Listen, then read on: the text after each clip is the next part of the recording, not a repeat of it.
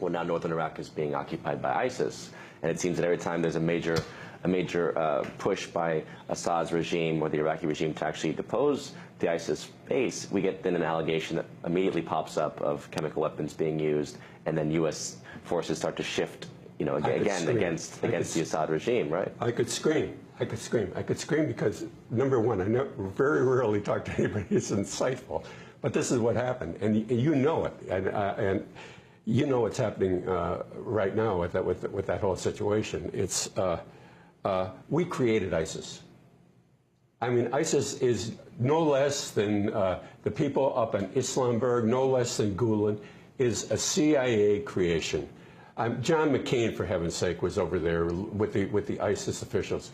We created them. They came from the al-Nusra group, the Syrian Liberation Front.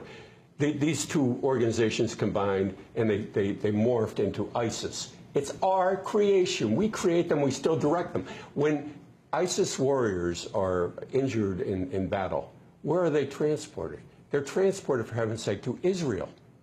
They're treated by the Israelis in Israeli hospitals and brought back to battle. Well, plenty of the rebels have acknowledged that they've been supported by Israel, and they've thanked Israel for helping them throughout. In fact, arms are oftentimes caught. Israeli arms are caught on en route to the rebel groups. But when it comes to this, then the grand scheme, the grand chessboard game.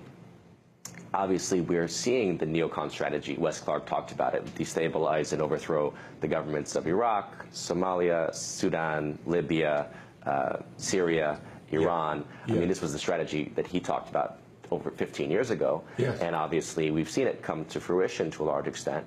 But what is the game is ultimately, is it just continuing to destabilize the sovereign regimes that oppose the will of the various financial oil conglomerates, or is it to create just total chaos in this entire region? Well, the ultimate goal, of course, is money, wealth.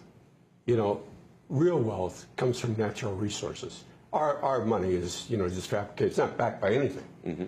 But real wealth comes from natural resources, be it gold, be it oil, be it heroin, which is the third most valuable commodity in the world right now. Another reason we're in Afghanistan. Mm-hmm. But the end of the game is being played to be won. It's not a game that will go on ad infinitum. Mm-hmm. It's being played to win, so that at the end of the day, the money cartel from the United States primarily, it's really an Anglo-American establishment. British and U.S. Yes, but at the end of the day, they control the natural resources. Russia's dependent on it. So Russia, of course, if you're depriving it of natural resources, you're depleting all of its power. Mm-hmm. The same thing with China. So the end of the game is total economic control of the world.